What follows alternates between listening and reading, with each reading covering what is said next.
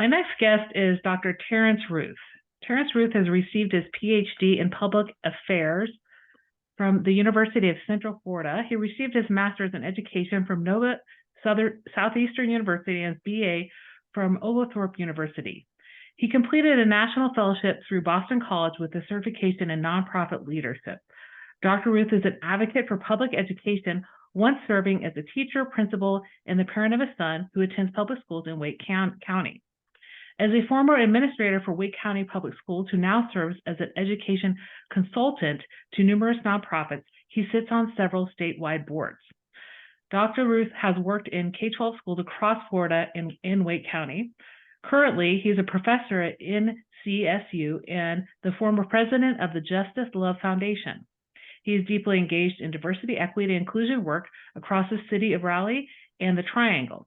Dr. Ruth was a Raleigh mayoral candidate for November 2022, not too long ago. When he ran for the mayor, he sadly lost to the incumbent mayor, but we'll also talk a little bit about some of his stories with his current work and social justice work as well. Well, welcome to the podcast, Dr. Ruth. Nice having you on today. It's a pleasure. Thank you. Thank you for having me. Well, I'll start off with a question I ask everybody. Tell me about a time you were in the trenches and managed to crawl out. Yeah, so I would have to say my history, my background is in alternative education, and much of my work sort of rests on the difficulty that's embedded in human beings' lives as it pertains to the classroom. So my kids are normally coming from really tough and rough neighborhoods, and also the educators are coming from really difficult neighborhoods and environments. And so I joined an organization called Public Schools First NC, and we went around training teachers. This is probably for about 5 or 6 years now, training teachers and administrators on resiliency. We would show the ACEs film, and that ACEs film allowed for us to realize and to share that not only does trauma impact learning, it also impacts the body. And what I found is that these teachers are in the sort of, they're at the intersection of politics and quality learning and a quality learning environment. And that is causing difficult, traumatic experiences for much of our teachers. And so the training that we were given for them to create a trauma-informed classroom, we now need it for educators. And so you have teachers who are operating in fear of political pushback for teaching around CRT. You have teachers who are trying to navigate what books they can have in their classroom or in their syllabus. You have teachers trying to navigate the autonomy they have in the classroom versus the parameters and walls that's being built each passing of legislation. And so you're really seeing this this very difficult political season on the horizon, where adults in the classroom are seeing, sort of lower pay, which they have been advocating for many years. And so they're seeing themselves win by creating a united voice around the trauma that they've experienced over the years. And so we have a really solid educator voice, both in the community, in the political scene, but also in the classroom in North Carolina, which I think is unique to North Carolina. I've been an educator in other states, but in North Carolina, there seems to be a strong, united voice around what public education should and can be. So are you seeing with this united voice some changes that are coming maybe in the next school year, at least in terms of conditions? Like you said, that educators are dealing with these sometimes traumatic conditions and the fear and losing their autonomy. So does it seem like it might be on the upturn for the 24-25 school year? Well, I would say, so there's several answers to that question. Number one, I witnessed a pivot from just talking about the mental health, the resiliency of the students, to a combination of both the students and the educators. That, I think, is a huge victory. We're now centering the human being that's behind that teacher title and their mental health and well-being also alongside the students, and we're Mhm. not just zoom and hyper focus on the students. I think that's been a victory that we're seeing, and that we will see in the political horizon. In Mhm. North Carolina, what we have on the docket, we have the election, potential election of a new state superintendent.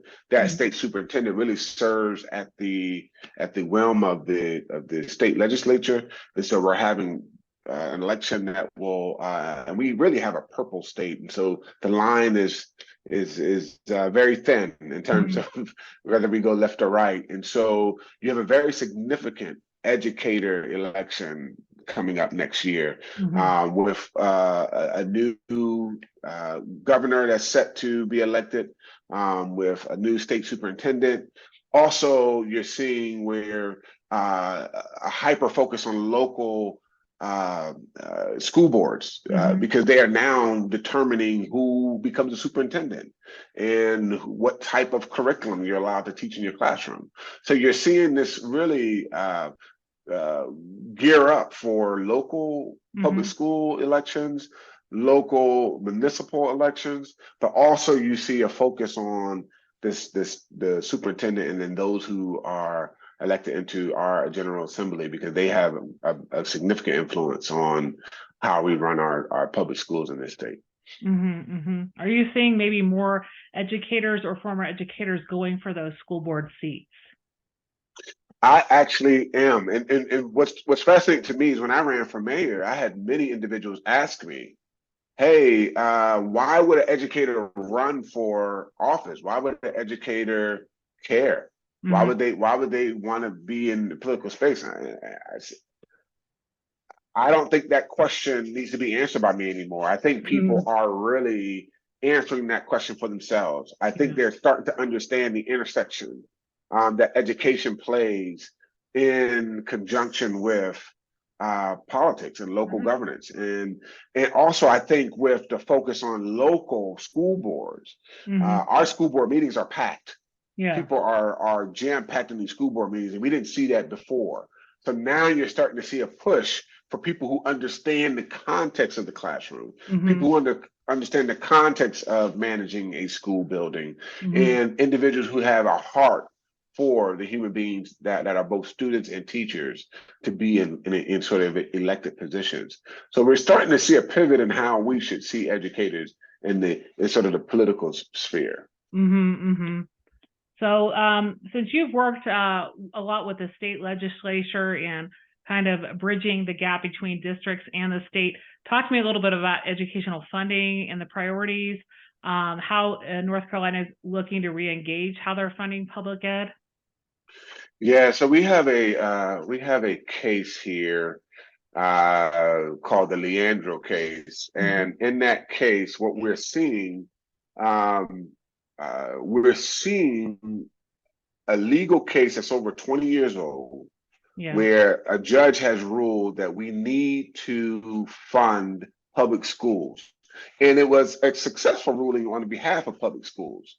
Now you're starting to hear legislators and educators ask for teeth to be applied to that ruling. So Mm-hmm. now with that funding, they're trying to stop the flooding of charter schools. And in some states, charter school, public school relationships are different. In Yeah. this state, it's a line that's a hard line between the two, Okay. and so you get a very intense political conversation and debate around charter and public schools, and often the conversation is around funding, and Mm-hmm. so we're seeing funding decrease in our state. And you're hearing the outcry of superintendents across our state. Mm-hmm. In some of the rural communities, you're seeing where the funding is either life or death. Mm-hmm. I even heard one superintendent in our state share that if they lose the funding from the state, that they will have no money to operate and function to operate their school district. You're starting to see where the cap on charter schools have sort of been removed, and you're seeing an expansion of charter schools. And you're seeing school districts like Wake County, which is one of the largest in the country, feel the pressure of needing to retain students, needing to advertise their schools, needing to brand the quality of their learning so that they don't lose students to the charter school structure. And so we've never seen that before. Okay? We've never seen commercials for the school for Wake County. There's a different pressure, and the pressure centers exclusively around funding. And you're seeing a legislature who is leaning towards charter school voucher funding over public schools. And the indictment is on the quality of education that could be offered by charter. But in this Leandra ruling, they said we can't offer quality education if we don't have sufficient funding. So we have a current, real, both long and contemporary narrative around funding of public schools that's really going to be the number one policy issue for the governor, the number one policy issue for the state superintendent seat, the number one conversation around every person that's entering a career in teaching. And then also, we sort of hang our hats in neighborhoods on the quality of schools. If we start to see those grades decline, you're starting to see people ask for a return on their money. And so it's a different conversation that I've heard after being here for over 10 years for funding and funding attached deeply to the upcoming round of elections. Yeah, and we've experienced that in Colorado and in the district I live in, at least 10 years back. So it kind of it moves across the country in different time frames. But like I know what you're talking about in terms of like, you know, trying to get the funds to the public schools, even though the charters where I live are under the public umbrella, they're still their own entity. That's right. But yeah, it's you know, having that choice education, but also if you're advocating for more enrollment at your public school, it's really showing what you can offer as well, which the public schools in my area, you know, they really boast the CTE offerings that we have, and you know, some newer buildings that they were able to acquire, you know, from other organizations, and you know, move some of the CTE offerings there. So yeah, I think it's looking at innovative ways of, like you said, having to advertise and put out commercials to recruit students and showing what you have that other district schools might not have. So and you know, here we had two organizations. Well, we had one organization it was birthed called TIP. It was birthed out of a response to the innovative school district in our state that was going around and taking over failing schools. We had the grading system for school districts, and if you had a failing school district or a failing school, there was a criteria used to take over that school and give it to a charter management company. And in response to that, there was an organization called TIP that was created to try to rescue and save the kids from the schools from becoming charter. And that organization birthed a second organization called Spark NC.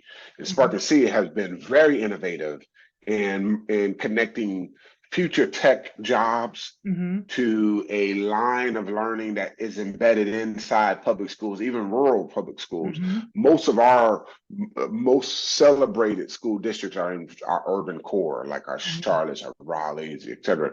But even in the rural areas, TIP has been successful in creating coalitions, sharing ideas, having flexibility to operate. So it's really, and to your point, there are some innovative ideas that were birthed around public schools and making public schools more attractive to an audience that can now make different decisions around where they will learn.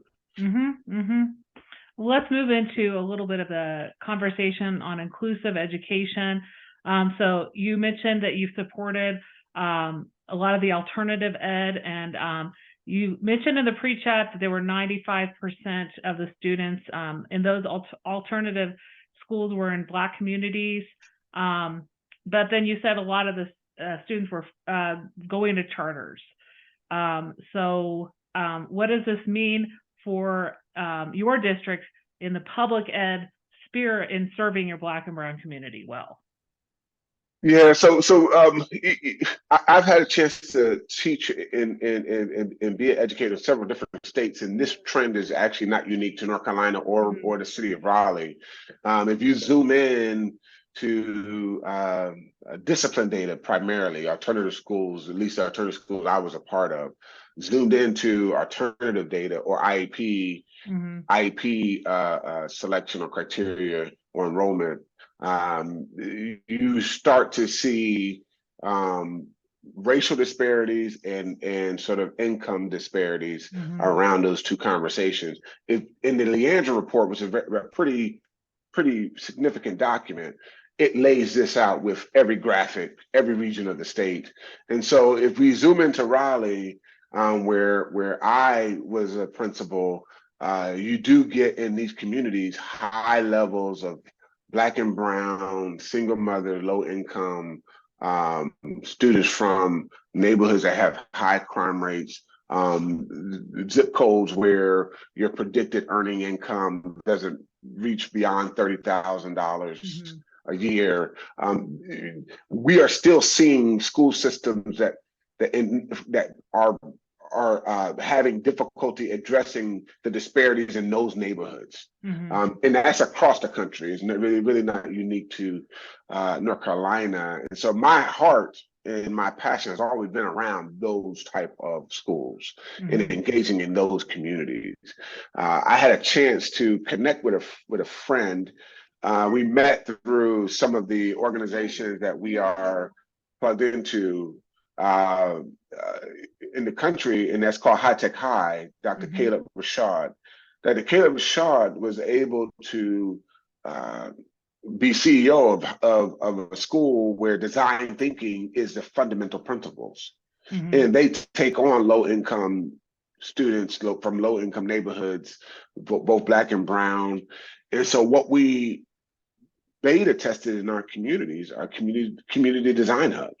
We said, what if we created hubs where communities can create and design together, and they can then see values, the value-based ideas birthed out of their community to solve problems in their community. So we began to say, let's value these students' ideas and not wait until they get to school. Let's create community design hubs where they're saying, man, I just created this idea. And it really rests on the human-centered design model, where those who are closest to the problem are theoretically closer to the solution. So it really rests on that framework. And so we created in the community, not in the public school, not in the charter school, but in the community, places where they can ideate, where they can empathize, where they can fail forward, where they can try ideas, where they can beta test solutions, and they're being rewarded and championed for their brain, for what they're thinking of, what they're creating. And we felt that would link these students to their history, sort of like Black Wall Street, where people who came right out of a history of slavery and segregation were creating thriving businesses. They were creating thriving arts and music. And so that gene is still in them. And we just beta tested several different community design hubs to really re-engage the value of ideas in these communities, the value of someone's brain and mind, and their ability to create and not link it to economic outcomes. Because you are living in this community, you can still build an amazing idea. Just because you are coming from a single parent household, you can still produce brilliant ideas. Just because you are part of an ethnic racial minority, you could still produce brilliant ideas. And so we felt that this would be a preventative and prevention strategy, rather than allowing for that narrative of low income, narrative of Black centric communities or Black centric schools, allow for these kids to lose faith in their own thoughts and minds and brilliance. And so Community Design Hub was birthed by me, Dr. Caleb Rashad, KJ, Mhm. several other just educators who are trying to merge design thinking with learning. Mhm. Mhm. Do you have any long-term outcomes of the beta testing and any success stories of some students that you would be able to share? Yeah, so we have an organization called Reef City. Reef Okay. City is a unique space that is actually located in Durham, North Carolina. Okay. And Reef City is a unique space because it was a co-working space. And it was a co-working space for nonprofits. And so Mhm. you began to see a lot of nonprofits who serve these communities, like job readiness and workforce development and equity at birth Mhm. and environmentalism. All these different nonprofits that touch each aspect of these communities were all present in one building. And when Mhm. co-working, that sort of that fad of co-working sort of phased out, Mhm. we said, what if we co-design together? Mhm. And we took advantage of that season. We said, what if we co-design? So the long-term outcome is we created a space that was already embedded in the community, already had high social capital with raw community members, not community representative, raw Mhm. community members. Mhm. There was a space that housed this audience and allowed for us to create a co-design space, a space that's trusted, a space where ideas can be produced from raw community members, not PhDs, not and we're surrounded. We have one of the highest concentration of colleges in this state, and the people in this room are not from those institutions.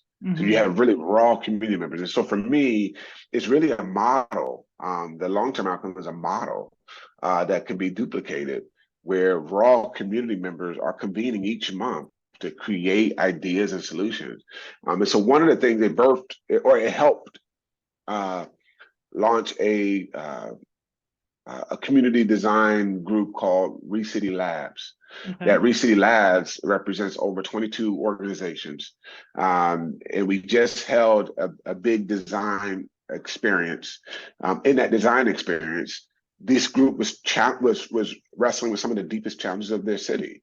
So now Mhm. we're merging a partnership between the future mayor, or now the mayor of Durham was there, and you're seeing where the city can now lean on this institution Mhm. to think through gun violence, to think through dropout rates, to think through literacy rates, to Mhm. think through environmental. I mean, so you now have a independent institution that can help support local government.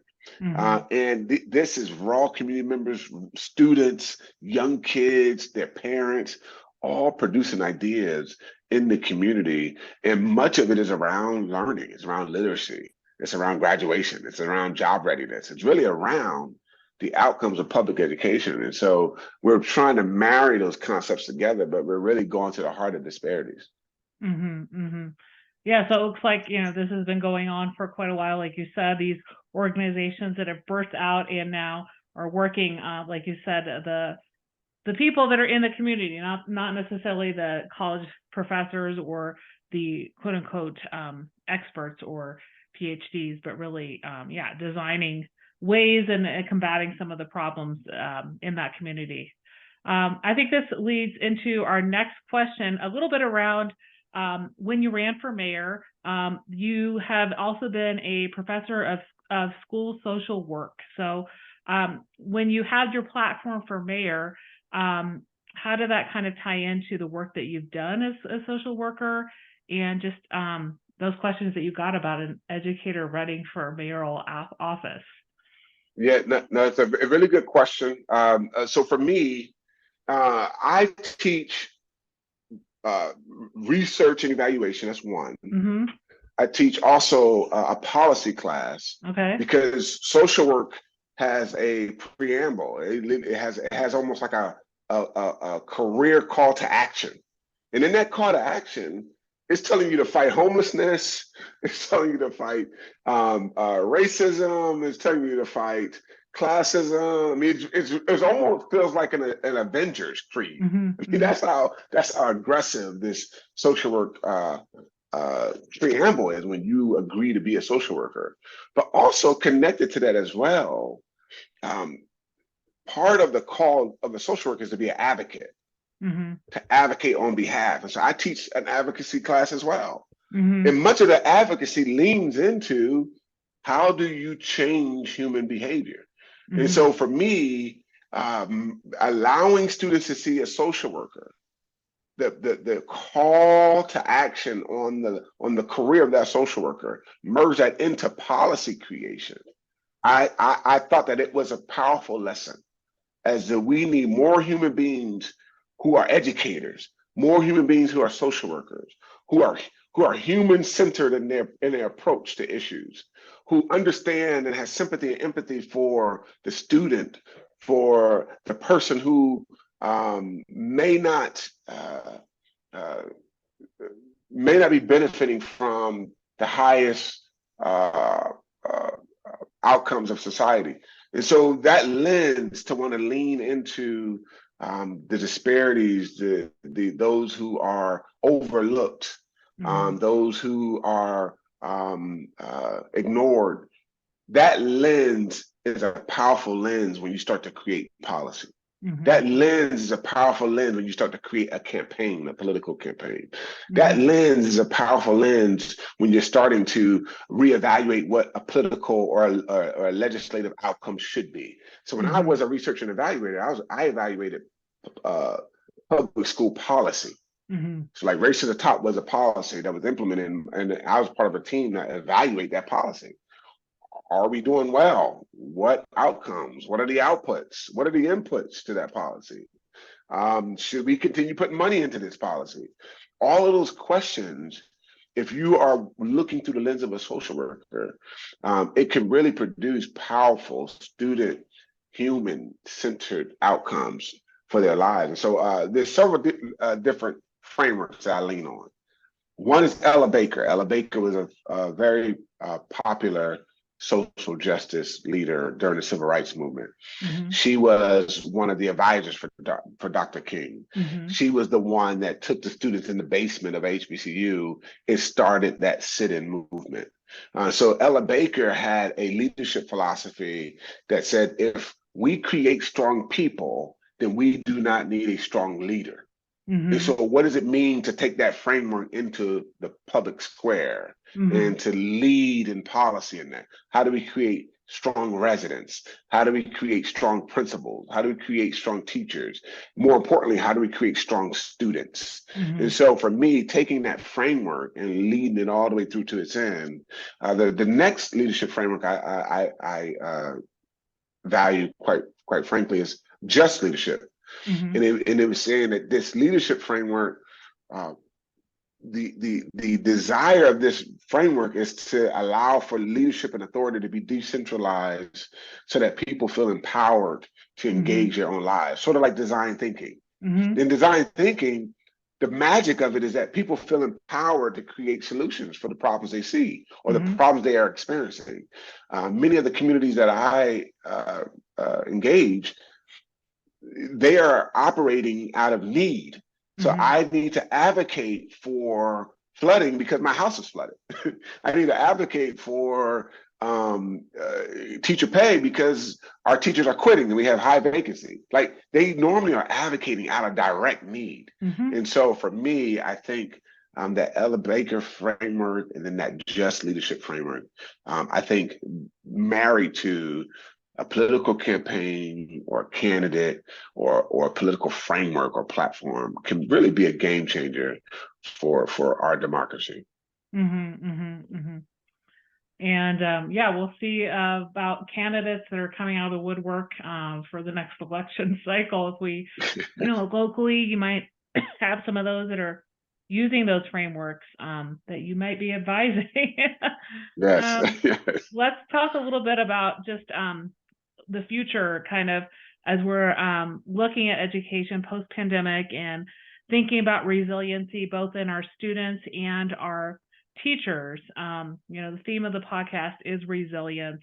How can we use a lot of these things that you've done with the community, some of the organizations that you've worked with, how can as a whole, kind of at the macro level, how can we look at just having that positive mindset around resiliency? Because I think a lot of educators right now are feeling very distraught, and just, you know, like you said, there's a lot of teacher shortages, and students are not very motivated kind of across the country. So how would you address that? I think this is a great opportunity to unleash educator innovation. Mm-hmm. So if you look at the classroom, there's several ways in which a new idea is needed. Mm-hmm. Number one, there's a thirst for remote learning in students, but it may not match that of educators or Mm-hmm. school structure or the measure of learning time. What does it mean to unleash educators to rethink how the classroom should form and how the classroom should be shaped? And so Spark NC, which is an organization here in North Carolina, they did that. They Mm-hmm. redesigned what does it mean to be certified in real time during high school Mm-hmm. in a tech career. So while you're doing your 4 years of 9 through 12, you know, learning curriculum, you can also finalize a career in technology. Mm-hmm. And it's on you. They call it the I forgot what model they called it, but you pick and choose. It's customized to you. Yeah. If you go into cybersecurity and you don't like it, you can uncheck it and move on to something else. So it's literally student directed learning. And it's not just learning, it's actually career certification. Mm-hmm. While in high school, they can actually go in and work at one of the top tech hubs that are moving to North Carolina and Raleigh. So we can rethink the difference between learning and being job ready. Mm-hmm. And sometimes they are the same and sometimes they're not. And we have a chance to really think that through. What does it look like for students to be job ready? And what does it look like for students to learn even when they're not in that formal learning classroom? Mm-hmm. And so I think if we unleash educators to reimagine that, I think that can be a powerful moment. Number two, I think there's a moment now to understand the role of mental health in learning. Mm-hmm. So at my university, we now have whole days where we pause for mental health. Not a holiday, not a teacher work day. It's literally designed to where no assignment is due, Mm-hmm. nothing. Everything is framed so that you are taking care of your mental health. And so a healthy human body is the Mm-hmm. best place to start learning. So there's a way in which we can recenter wellness in the Mm-hmm. learning environment in schools. And I think that's a form of resiliency as well. We've watched communities really struggle with just the adjustment to a post-pandemic learning environment. We've seen right here we got bus vacancies. These are non-educators. These are just support professionals.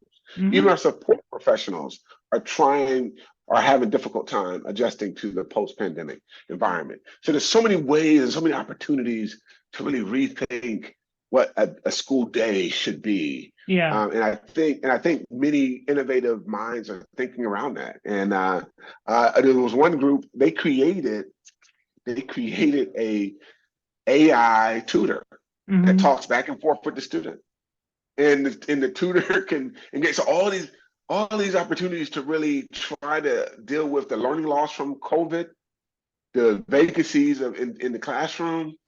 They're really trying to see people really think through how can we improve our learning landscape while also addressing some of the immediate needs at the moment. I'm just hearing some really cool, amazing ideas around that. Some of it leans on technology, some of it does not. Some of it just Mm-hmm. leans on a healthy human being. And so for me, I've been seeing moments of resilience across different thinkers that are trying to rethink this moment in time in education.